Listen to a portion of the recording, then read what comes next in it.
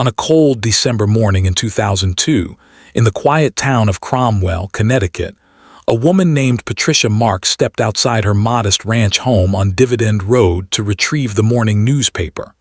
The sky hung low and gray, threatening snow. Her breath formed small clouds in the freezing air. She noticed her neighbor's car still in the driveway, which struck her as unusual for a weekday. By noon, that same neighbor, 28-year-old Jennifer Wallace, would be gone. Her 7-month-old daughter would be found alone in her crib, crying. The front door would be standing open, and for 20 years, the question would hang over this small Connecticut river town like fog that never quite lifts. What happened to Jennifer Wallace? Part 1. The Vanishing. Cromwell sits along the Connecticut River, a town of fewer than 14,000 people, wedged between the larger cities of Middletown and Rocky Hill. In 2002, it maintained the character of a place where neighbors knew each other's routines, where the same families had lived for generations, where a missing person was not something that happened. The streets were lined with mature oaks and maples. Ranch homes from the 1950s and 60s sat on quarter-acre lots. People worked at Pratt and Whitney up in East Hartford, or at the insurance companies in Hartford proper, or at small manufacturing concerns that still dotted the industrial parks near the highway. Jennifer Wallace had moved to Cromwell 3 years earlier with her husband, Michael Wallace, a 31-year-old mechanical engineer at a precision parts manufacturer in Meriden. They had purchased the house on Dividend Road for $142,000. It was a pale blue ranch with white shutters, a single-car garage, and a small fenced backyard where Jennifer had planted tulip bulbs that first spring. Neighbors described her as quiet, polite, always offering a wave when she checked the mail. She had grown up in Glastonbury, the daughter of a high school science teacher and a dental hygienist. She had studied early childhood education at Central Connecticut State University, but had stopped working when their daughter, Emma, was born in May of 2002. Michael Wallace worked the day shift, leaving the house each morning at 6:45. His routine never varied. He would shower at 6, dress in khaki pants and a button-down shirt, eat 2 pieces of toast with butter, kiss Jennifer goodbye, and drive his dark green Toyota Camry the 11 miles to the plant in Meriden. He would arrive by 7:15, clock in, take his position on the floor supervising a team of 7 machinists. Those who worked with him described a man who kept to himself, who ate lunch alone in his car, who never joined colleagues for drinks after work, who spoke only when necessary and always in measured, careful sentences. Clears throat. December 10, 2002 began like any other Tuesday. Michael Wallace woke at 5:55. The alarm clock on the nightstand showed the time in red digital numbers. Jennifer was already awake, having risen twice in the night to feed Emma. The baby had been fussy, struggling with what Jennifer suspected was an ear infection. She had called the pediatrician the day before and had an appointment scheduled for Thursday. Michael showered. The sound of water running through old pipes echoed in the small house. He dressed. Jennifer was in the kitchen, wearing a gray sweatshirt and flannel pajama pants, warming a bottle. The coffee maker burbled on the counter. The overhead light cast everything in a flat, fluorescent glow. He kissed her on the forehead. She did not look up. This detail would matter later. Patricia Marks, the neighbor, would remember seeing Michael's Camry back out of the driveway at exactly 6:46. She noted the time because she had just started watching the local morning news, which began at 6:45, and the first commercial break had just started. The car's headlights swept across her living room window as Michael turned onto Dividend Road and headed west toward Route 9. At the manufacturing plant in Meriden, Michael clocked in at 7:14. The time card would be preserved as evidence. He spoke to the shift supervisor, a man named Raymond Kovacs, about a shipment delay. Kovacs would later recall that Michael seemed entirely normal, not agitated, not distracted. He worked his station. He checked quality reports. At 9:30, he went to the break room and poured himself coffee from the communal pot. At 11:45, he ate lunch in his car as always. A turkey sandwich, an apple, a bottle of water. At 12:17, Jennifer Wallace's mother, Carol Brennan, called the house on Dividend Road. The phone rang 8 times. No answer. Carol called again at 12:32. Again, no answer. This was unusual. Jennifer always answered. They spoke every day, usually around noon, a routine they had maintained since Emma was born. Carol felt the first flutter of worry. She tried Jennifer's cell phone. It rang through to voicemail. She left a message. Her voice on the recording was light, unconcerned. "Just checking in, honey. Call me when you get a chance." By 1:15, Carol's worry had sharpened into something harder. She called Michael at work. The receptionist patched her through to the floor. Michael picked up on the second ring. Carol asked if he had heard from Jennifer. He said he had not. His voice, Carol would later recall, was flat, almost annoyed. He said Jennifer was probably out running errands. Carol said Jennifer never ran errands without telling someone. She said the baby had been sick. Michael said he was sure everything was fine. He said he would check on them when he got home. Carol hung up feeling unsettled in a way she could not name. Patricia Marks knocked on the door of the Pale Blue Ranch at 2 o'clock. She had seen the Camry leave that morning but had not seen Jennifer all day, which was odd because Jennifer usually took Emma for a walk in the stroller around 10, even in cold weather. The pediatrician had said fresh air was good for Bobbies. Patricia knocked again. No answer. She tried the doorknob. It turned. The door swung open. The house was silent except for a sound coming from the back bedroom. Crying. Patricia stepped inside. She called Jennifer's name. Nothing. She walked through the small living room, past the couch where a folded blanket lay across one arm, past the coffee table with its stack of parenting magazines, into the hallway. The crying grew louder. She pushed open the door to the nursery. Emma was in her crib, red-faced, screaming. Her diaper was soaked through. The room smelled of urine and sour milk. Patricia picked her up. The baby's skin was hot. Patricia walked through the house calling for Jennifer. The kitchen was empty. A coffee mug sat on the counter, half full, cold. Jennifer's purse hung on a hook by the back door. Her keys were in it, her wallet, her cell phone.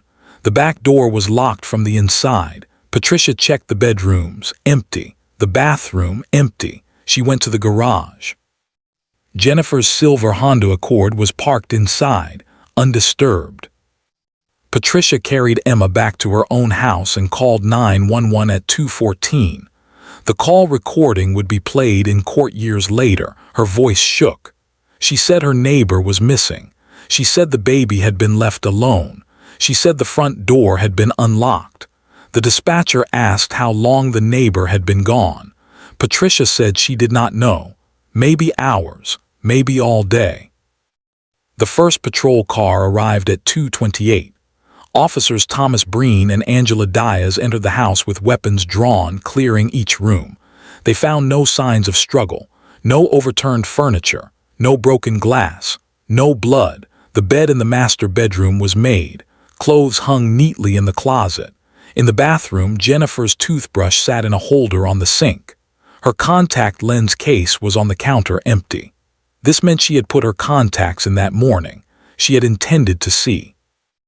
Officer Diaz noted in her report that the coffee in the mug on the kitchen counter was stone cold, suggesting it had been poured hours earlier. A baby bottle sat in the sink, rinsed but not washed. A burp cloth lay on the kitchen table. Everything suggested the ordinary rhythm of a morning routine interrupted. Michael Wallace arrived home at 3:51. His shift ended at 3:30. The 11-mile drive from Meriden should have taken 15 minutes. 36 minutes was a long time. When officers asked where he had been, he said he stopped for gas. They asked which station. He said the Shell station on Route 9 in Cromwell. They asked if he had a receipt. He said he paid cash. They asked why it took so long. He said there was traffic. His face showed nothing. No panic, no tears, no shock. Those who knew him said this was not unusual. Michael Wallace was not an emotional man. He did not raise his voice. He did not laugh easily. But standing in his driveway while police searched his home, while his infant daughter wailed in a stranger's arms, while his wife had vanished without explanation, Michael Wallace displayed a composure that struck the responding officers as unusual. Officer Breen would write in his notes, "Subject showed no visible signs of distress. Effect flat. Answered questions without elaboration." By nightfall, Dividend Road was ablaze with lights. Police vehicles lined both sides of the street. Neighbors stood in clusters on their lawns, arms crossed against the cold, watching. The Connecticut State Police Major Crime Squad arrived at 6:30. Detectives began interviewing neighbors. Had anyone seen Jennifer that morning? Had anyone heard anything unusual? Screams, a car starting, doors slamming. No one had seen anything. No one had heard anything. Jennifer Wallace had simply vanished from a locked house in a quiet neighborhood in the middle of a Tuesday morning, leaving behind her purse, her keys, her phone, her car, and her baby daughter. Part 2. The Investigation. By dawn on December 11th, more than 50 law enforcement personnel had descended on Cromwell. Connecticut State Police organized search teams. Volunteer firefighters from 3 neighboring towns arrived with ATVs and search dogs. The Connecticut River, just half a mile from Dividend Road, became a focal point. Divers from the State Police Marine Unit prepared to search the frigid water. The temperature had dropped to 28 degrees overnight. Ice formed along the riverbanks. Detectives established a command post in the Cromwell Police Department's small brick building on West Street. Lead investigator Detective Sergeant Paul Hendricks, a 23-year veteran with the state police, conducted his first interview with Michael Wallace at 8:15 that morning. The interview room was windowless, painted institutional beige. A table, 3 chairs, a recording device on the wall. Michael sat with his hands folded on the table. He wore the same clothes from the day before. Detective Hendricks asked him to describe the last time he saw his wife. Michael said it was Tuesday morning around 6:45 in the kitchen. She was feeding the baby. He said goodbye and left for work. Hendricks asked about their relationship. Michael said it was fine, no problems. Hendricks asked if Jennifer had seemed upset lately, depressed, anxious. Michael said no. She was tired because the baby was not sleeping well, but otherwise fine. Hendricks asked about Jennifer's daily routine. Michael said she usually stayed home, took care of Emma, talked to her mother on the phone. Sometimes she went to the grocery store. Sometimes she met a friend for coffee. Hendricks asked who the friend was. Michael said he did not remember her name.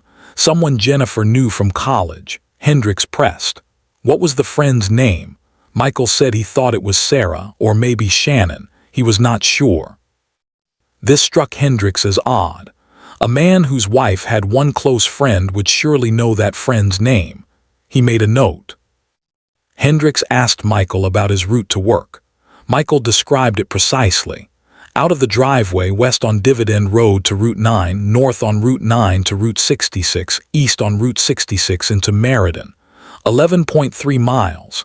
Hendricks asked about the gas station stop. Which pump did you use? Michael said he did not remember. Did you go inside? No. Did you see anyone you knew? No. Did any cameras record you? He did not know. Detectives visited the Shell station on Route 9. The manager provided surveillance footage from December 10th. They watched Michael's green Camry pull into the station at 3:38. He pumped gas for 2 minutes and 40 seconds. He paid cash inside. The timestamp showed 3:41. He was back on the road by 3:42. This accounted for only 4 minutes of the 36-minute gap between the end of his shift and his arrival home. Clears throat. Search teams combed the wooded areas surrounding Dividend Road. Cadaver dogs moved through bare December forest, their handlers calling out coordinates. Nothing. Divers searched the Connecticut River from the Gildersleeve Island area south to the Middletown border. The water was murky, visibility less than 2 feet. They found shopping carts, tires, a rusted bicycle frame. No body. Jennifer's mother, Carol Brennan, appeared on the local news that evening. She stood outside the Cromwell police station, her face drawn and pale. She held a photo of Jennifer holding baby Emma at the hospital on the day Emma was born. Jennifer was smiling in the photo, her hair pulled back, her face exhausted but radiant. Carol's voice broke as she spoke. "If anyone has seen my daughter, please call the police. Please. She has a baby who needs her. She would never leave Emma. Never." Michael Wallace did not appear at the press conference. Detectives noted this. Typically, family members stood together, presenting a unified plea for information. Michael's absence fed whispers among the gathered reporters and neighbors. On December 12th, detectives interviewed Jennifer's friend from college. Her name was Shannon Phelps. She lived in West Hartford and had known Jennifer since freshman year. They met for coffee once a month, usually at a Starbucks in Wethersfield. Shannon said Jennifer had seemed unhappy lately, not depressed exactly, but worn down. She said Jennifer rarely talked about Michael.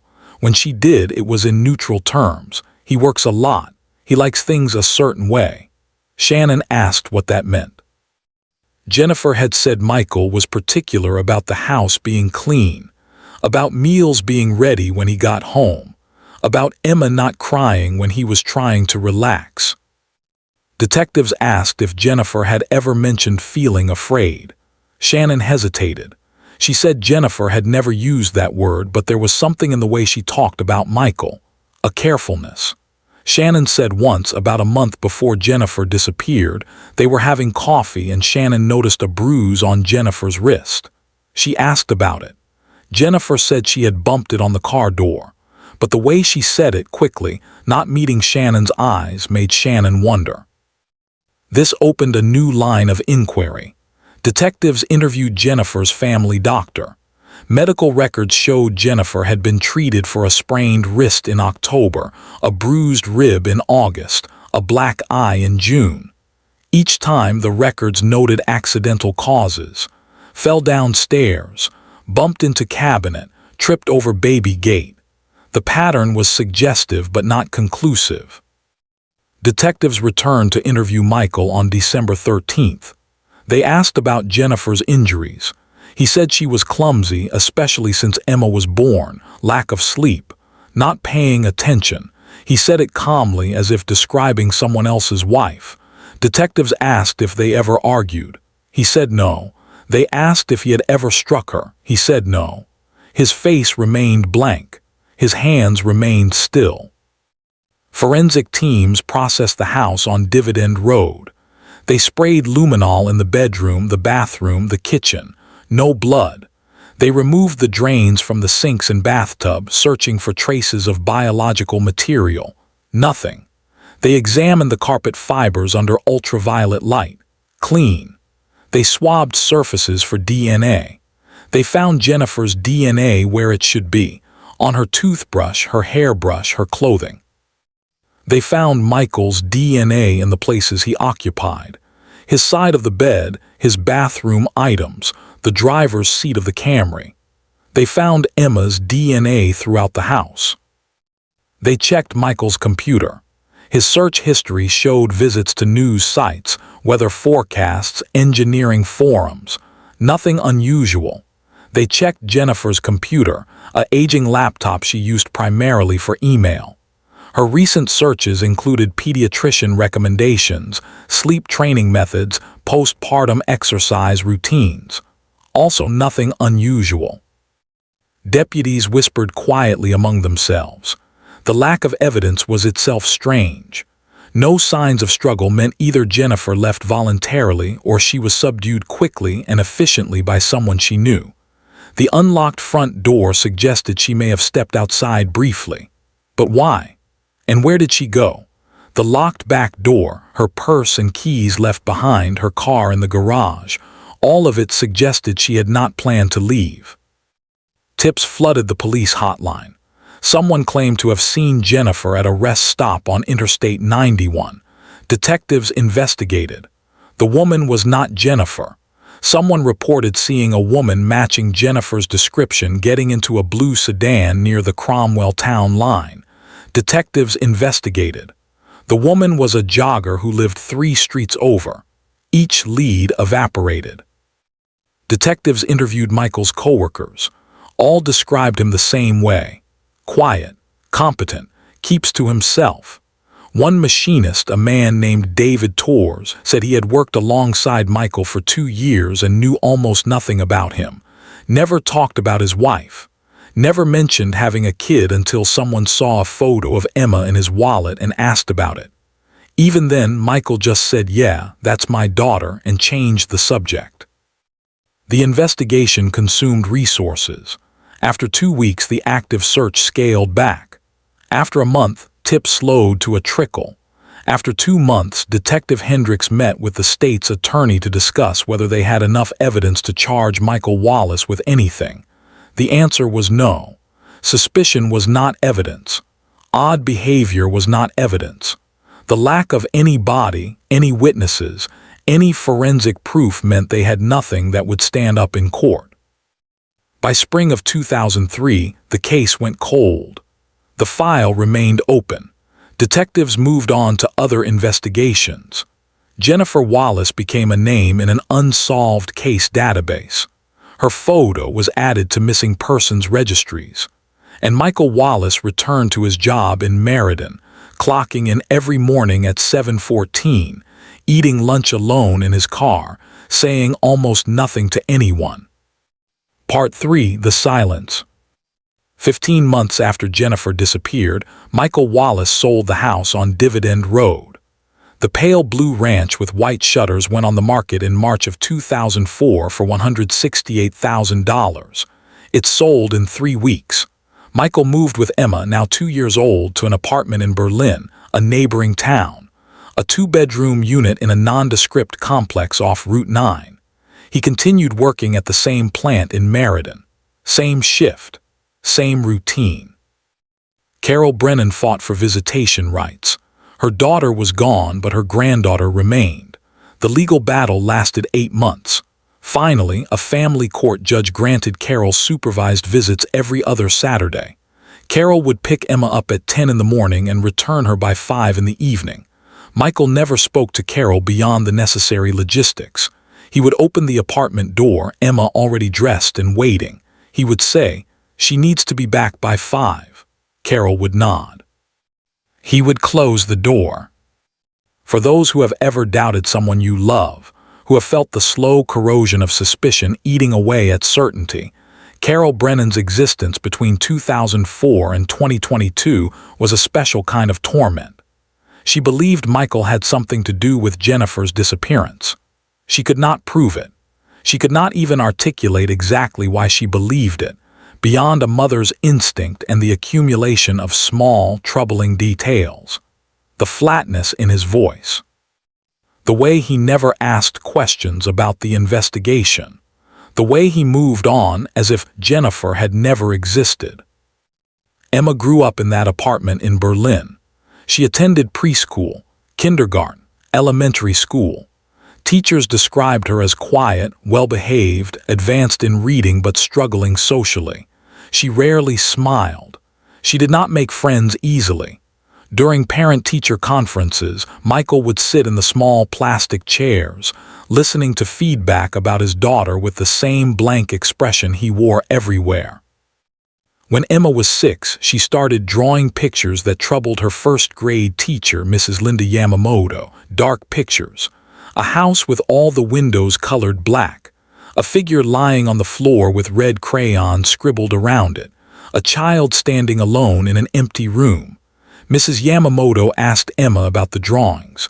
Emma said, "That's Mommy." Mrs. Yamamoto asked where Mommy was. Emma said, "Gone." Mrs. Yamamoto contacted the school counselor. The counselor met with Emma 3 times. Emma spoke in vague terms. She said she remembered her mother a little bit. She remembered her mother smelled like flowers. She remembered her mother sang songs. When asked what happened to her mother, Emma said, "Daddy said she went away." The school counselor filed a report with the Department of Children and Families. A social worker visited the apartment in Berlin.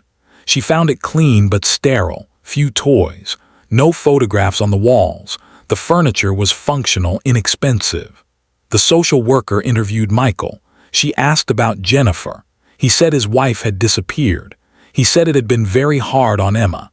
He said he was doing his best to provide a stable home. The social worker asked if Emma received counseling. He said the school counselor met with her. Was there private therapy? He said he could not afford it. The social worker left. Her report noted no evidence of abuse or neglect. Case closed. Carol Brennan noticed changes in Emma during their visits. The girl seemed anxious, watchful.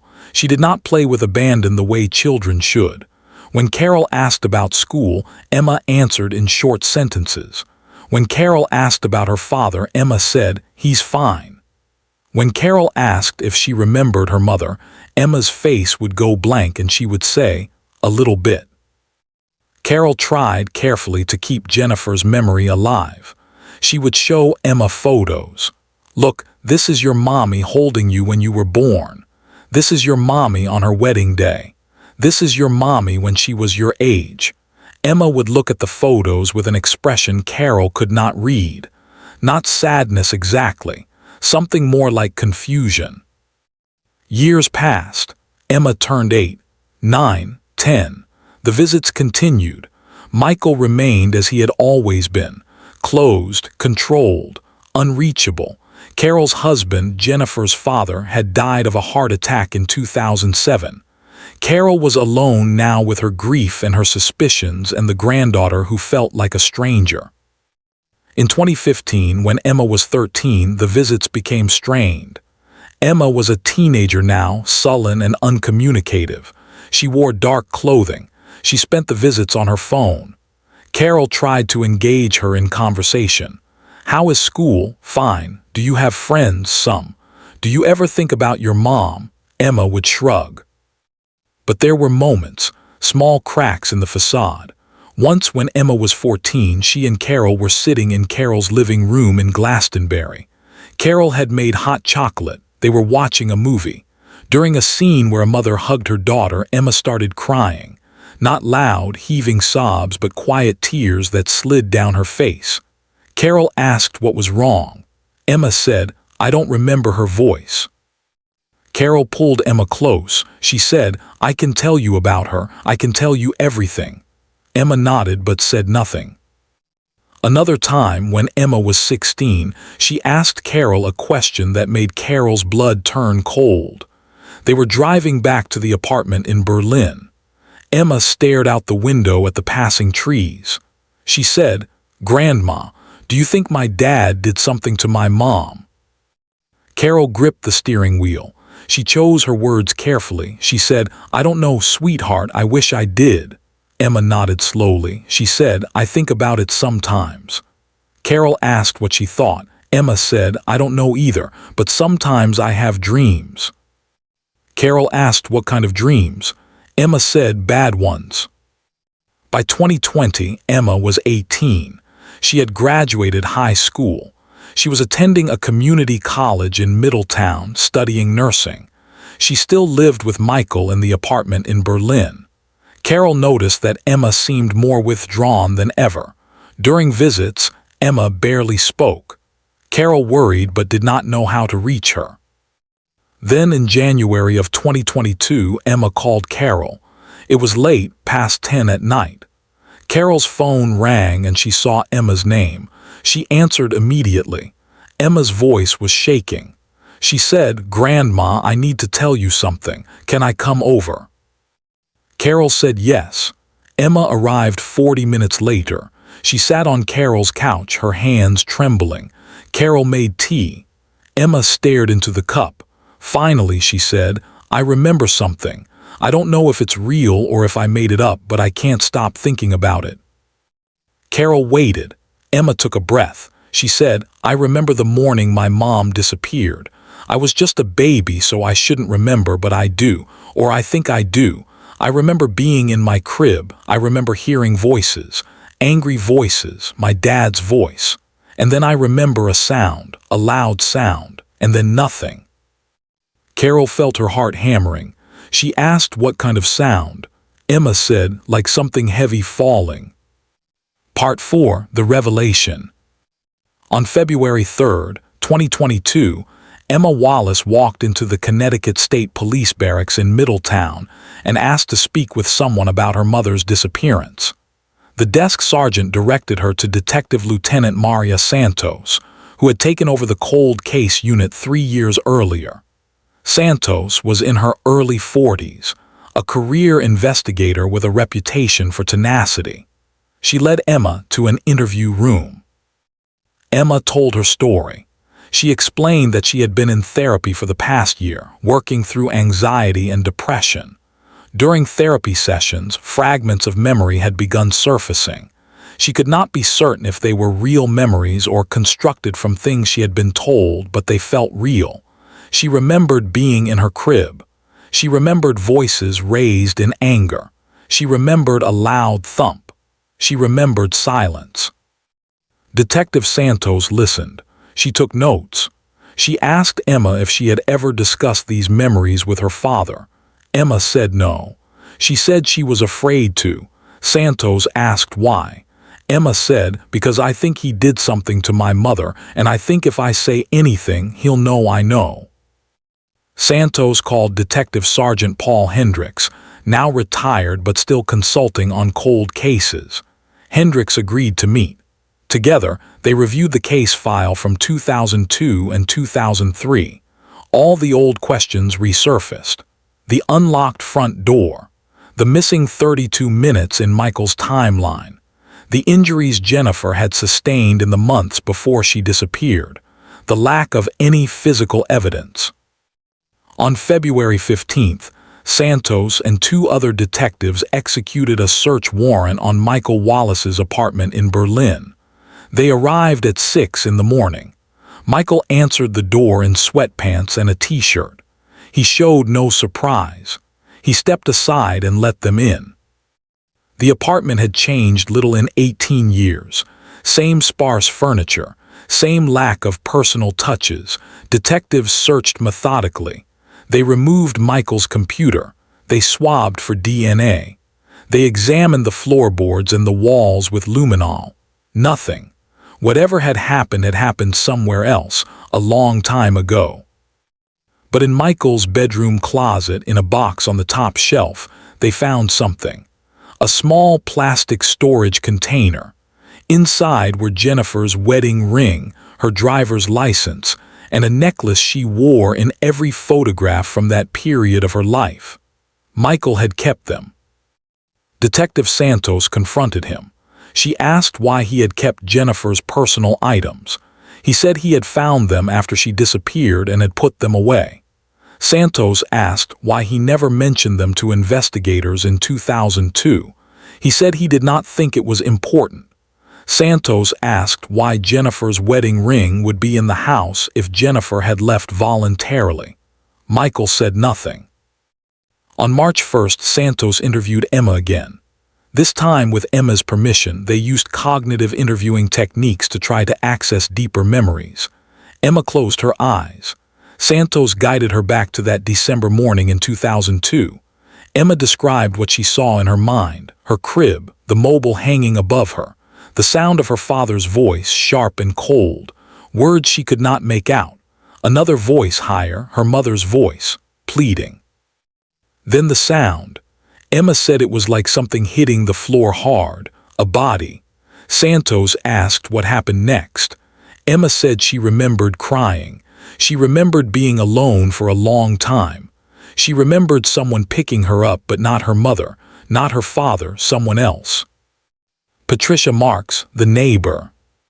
Santos re-interviewed Patricia Marks, now 76 and living in a retirement community in East Hampton. Patricia remembered that day vividly. She remembered knocking on the door at 2 in the afternoon. She remembered finding Emma alone. She also remembered something she had not thought important in 2002. When she first entered the house and called for Jennifer before she found Emma in the nursery, she had smelled something. A cleaning smell, like bleach or ammonia. Strong enough that it caught her attention. Santos obtained a new warrant. This time, forensic teams used advanced luminol techniques and alternative light sources to examine the original house on Dividend Road. The current owners, a couple in their 30s with 2 young children, allowed the search. In the master bedroom in the corner near the closet, the luminol revealed a faint but unmistakable pattern. Blood spatter, clean but not entirely erased. DNA analysis took 6 weeks. On April 21st, the Connecticut State Police Forensic Science Laboratory confirmed that the blood was Jennifer Wallace's. On April 23, 2022, Michael Wallace was arrested at his workplace in Meriden. He was clocking out at 3:30 when detectives Santos and Hendricks approached him in the parking lot. Santos said, "Michael Wallace, you are under arrest for the murder of Jennifer Wallace." Michael stood still. He did not resist. He did not speak. They placed handcuffs on his wrists and led him to an unmarked car. The arrest made headlines across Connecticut. The Hartford Courant ran the story on the front page. Cold case arrest. Man charged in wife's 2002 disappearance. Local television stations broadcast footage of Michael being walked into the courthouse in Middletown for his arraignment. He wore an orange jumpsuit. His face showed nothing. The state's attorney, David Klein, announced that Michael Wallace was being charged with murder and tampering with physical evidence. At a press conference, Klein said, "After 20 years, we have enough evidence to bring this case to trial. Jennifer Wallace deserves justice. Her family deserves justice, and we intend to see that justice is done." The evidence was circumstantial but compelling. The blood in the bedroom, the timeline discrepancies, the neighbor's testimony about the smell of cleaning chemicals, Jennifer's personal effects hidden in Michael's closet, Emma's testimony about her fragmented memories, the medical records showing Jennifer's injuries in the months before she disappeared. Forensic accountants discovered that Michael had taken out a life insurance policy on Jennifer 8 months before she vanished. The policy paid $100,000. In September of 2022, Michael Wallace's trial began. The courtroom was packed. Carol Brennan sat in the front row, her hands clasped in her lap. Emma sat beside her. Reporters filled the gallery. The judge, a stern woman named Patricia O'Connor, called for order. The prosecution presented their case methodically. They called Patricia Marks, who testified about finding Emma alone and smelling cleaning chemicals. They called Shannon Phelps, who testified about Jennifer's unhappiness and the bruise on her wrist. They called medical experts who testified about the pattern of injuries. They called forensic experts who testified about the blood found in the bedroom. They called Emma Wallace, now 20, who took the stand and described her memories in a quiet, steady voice. She said, "I remember my father's voice. I remember my mother's voice. I remember a loud sound, and then I remember being alone." Michael Wallace did not testify. His defense attorney, a public defender named Robert Chen, argued that the evidence was insufficient. He argued that memories from infancy are unreliable. He argued that the blood could have come from any number of incidents over the years that house had been occupied. He argued that the prosecution had not proven how Jennifer died, where her body was, or what exactly had happened on that December morning. The jury deliberated for 4 days. On October 7, 2022, they returned a verdict: guilty of murder in the first degree, guilty of tampering with physical evidence. Michael Wallace stood as the verdict was read. His face remained blank. He showed no reaction. Judge O'Connor sentenced him to life in prison without the possibility of parole. She said, "You took Jennifer Wallace from her family. You left your daughter without a mother. You showed no remorse then, and you show no remorse now. You will spend the rest of your life behind bars." Carol Brennan wept.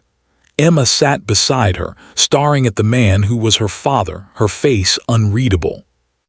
Michael Wallace was led from the courtroom in handcuffs. He never looked back. Jennifer Wallace's body has never been found. Theories persist. Some believe Michael disposed of her in the Connecticut River. Others believe he buried her somewhere in the woods near Cromwell. The Connecticut State Police continue to investigate. Detective Santos has said publicly that finding Jennifer's remains is a priority. She wants to bring Jennifer home. Emma Wallace declined to speak to the media. She released a statement through her grandmother. "I hope my mother is at peace. I hope she knows I never forgot her." Closing. The case of Jennifer Wallace reminds us that justice can take 20 years. That truth can emerge from the smallest fragments of memory. That even in silence, even in absence, the people we lose are not truly gone. Jennifer Wallace was 28 years old. She loved her daughter. She planted tulips. She deserved to live. If this story mattered to you, subscribe and hit the bell. Share the episode. Someone somewhere may still be waiting to be heard.